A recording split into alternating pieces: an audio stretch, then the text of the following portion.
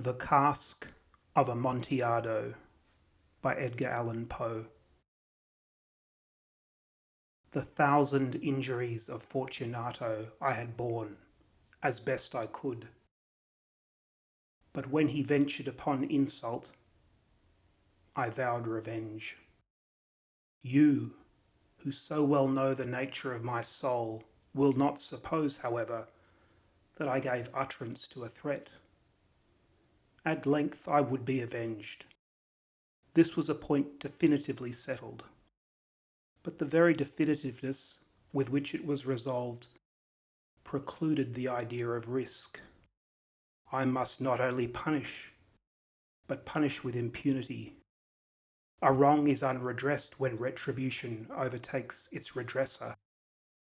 It is equally unredressed when the avenger fails to make himself felt as such to him who has done the wrong. It must be understood that neither by word nor deed had I given Fortunato cause to doubt my goodwill. I continued, as was my wont, to smile in his face, and he did not perceive that my smile now was at the thought of his immolation. He had a weak point, this Fortunato, although in other regards he was a man to be respected and even feared. He prided himself on his connoisseurship in wine.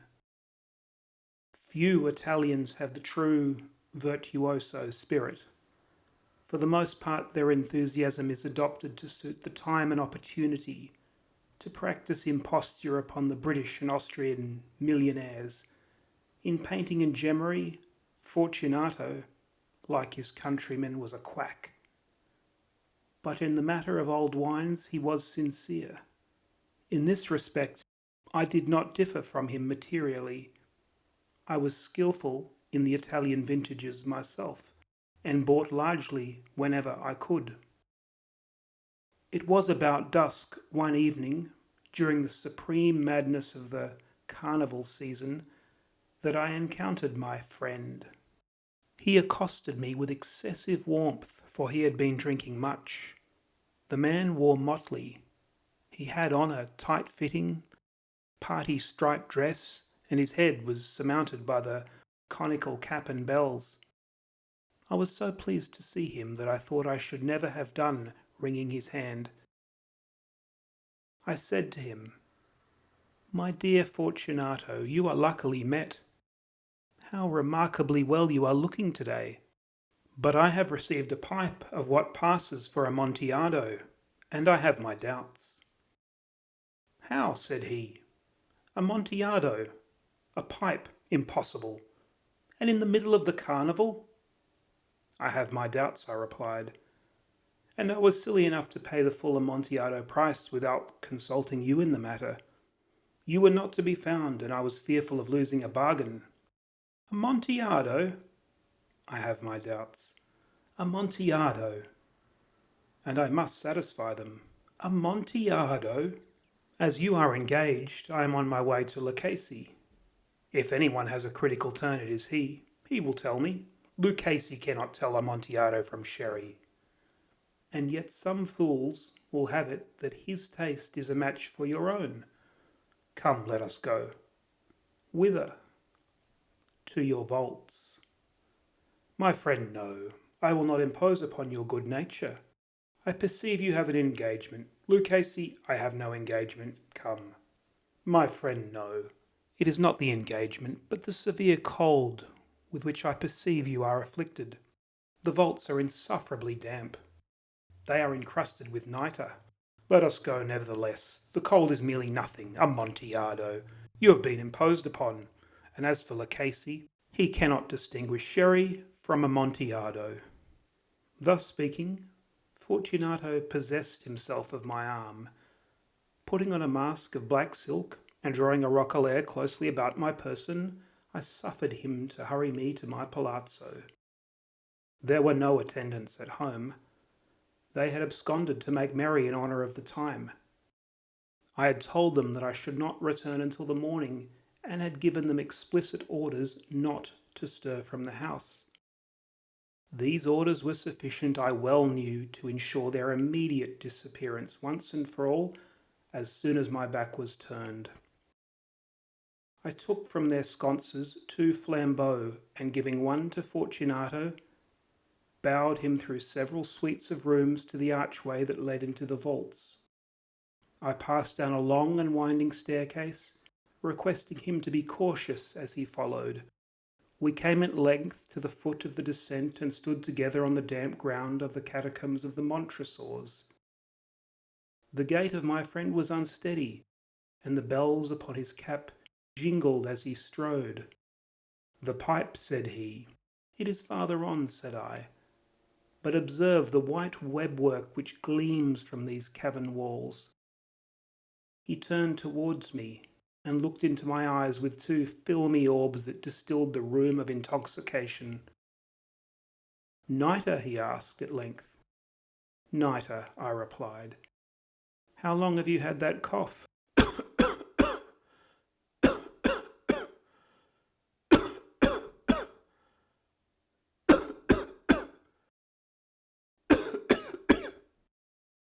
My poor friend found it impossible to reply for many minutes.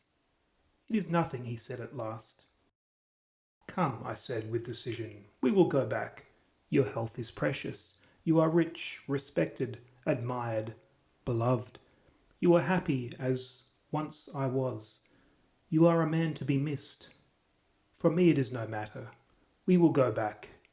You will be ill, and I cannot be responsible. Besides, there is Lucchese." "Enough," he said. "The cough is a mere nothing. It will not kill me. I shall not die of a cough." "True, true," I replied. "And indeed, I had no intention of alarming you unnecessarily. But you should use all proper caution. A draught of this Medoc will defend us from the damps." Here I knocked off the neck of a bottle which I drew from a long row of its fellows that lay upon the mould. "Drink," I said, presenting him the wine. He raised it to his lips with a leer. He paused and nodded to me familiarly while his bells jingled. "I drink," he said, "to the buried that repose around us." "And I to your long life." He again took my arm and we proceeded. "These vaults," he said, "are extensive."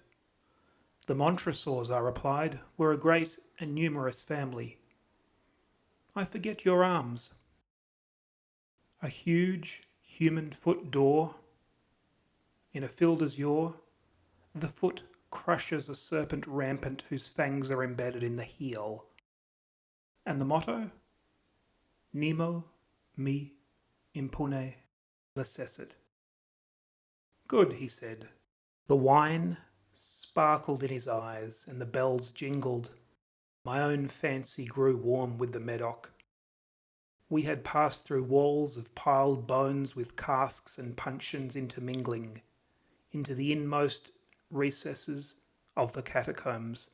I paused again, and this time I made bold to seize Fortunato by an arm above the elbow. "The nitre," I said. "See, it increases. It hangs like moss upon the vaults. We are below the river's bed. The drops of moisture trickle among the bones. Come, we'll go back here. It is too late. Your cough." "It is nothing," he said. "Let us go on. But first, another draught of the Medoc." I broke and reached him a flagon of de Grave. He emptied it at a breath. His eyes flashed with a fierce light. He laughed and threw the bottle upwards with a gesticulation I did not understand. I looked at him in surprise. He repeated the movement, a grotesque one. "You do not comprehend," he said. "Not I," I replied. "Then you are not of the Brotherhood." "How?" "You are not of the Masons." "Yes, yes," I said. "Yes, yes." "You? Impossible. A Mason?" "A Mason," I replied. "A sign," he said. "It is this," I answered, producing a trowel from beneath the folds of my roquelaire. "You jest," he exclaimed, recoiling a few paces. "But let us proceed to the Amontillado." "Be it so," I said, replacing the tool beneath the cloak, and again offering him my arm. He leaned upon it heavily. We continued our route in search of the Amontillado. We passed through a range of low arches, descended, passed on, and descending again, arrived at a deep crypt in which the foulness of the air caused our flambeau rather to glow than flame. At the most remote end of the crypt there appeared another less spacious. Its walls had been lined with human remains, piled to the vault overhead in the fashion of the great catacombs of Paris. 3 sides of this interior crypt were still ornamented in this manner. From the 4th the bones had been thrown down and lay promiscuously upon the earth, forming at one point a mound of some size.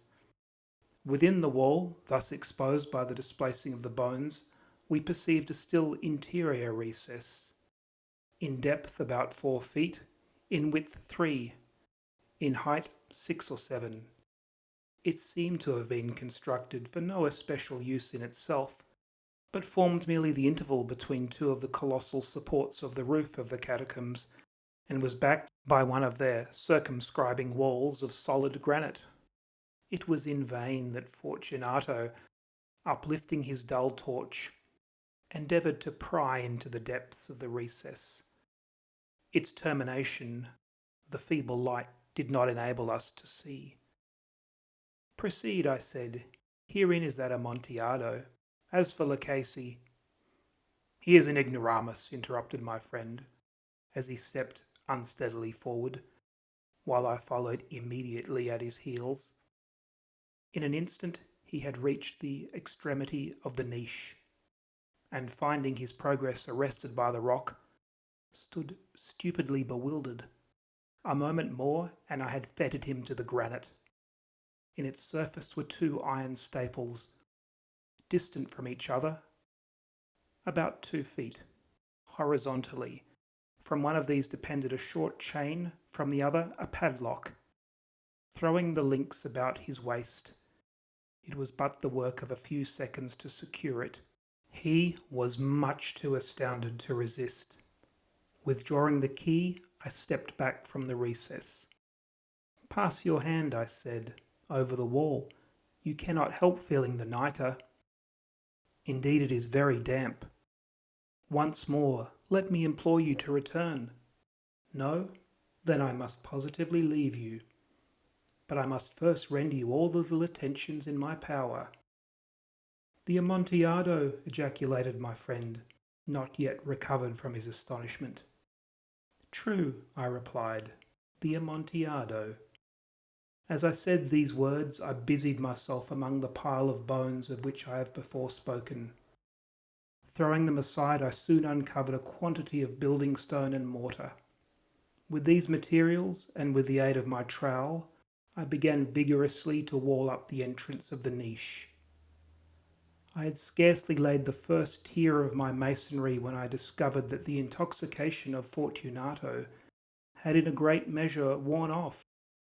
The earliest indication I had of this was a low, moaning cry from the depth of the recess. It was not the cry of a drunken man. There was then a long and obstinate silence.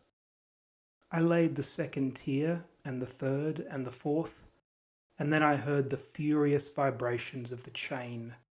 The noise lasted for several minutes, during which, that I might hearken to it with the more satisfaction, I ceased my labours and sat down upon the bones. When at last the clanking subsided, I resumed the trowel, and finished without interruption the 5th, the 6th, and the 7th tier. The wall was now nearly upon a level with my breast. I again paused, and, holding the flambeau over the mason work, threw a few feeble rays upon the figure within. A succession of loud and shrill screams, bursting suddenly from the throat of the chained form, seemed to thrust me violently back. For a brief moment I hesitated. I trembled. Unsheathing my rapier, I began to grope with it about the recess. But the thought of an instant reassured me. I placed my hand upon the solid fabric of the catacombs and felt satisfied. I reapproached the wall. I replied to the yells of him who clamoured. I re-echoed.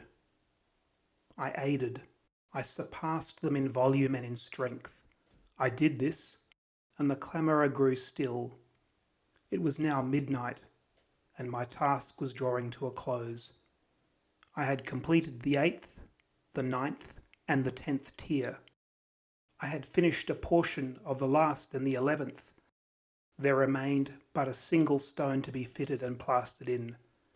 I struggled with its weight. I placed it partially in its destined portion, but now there came from out the niche a low laugh that erected the hairs upon my head.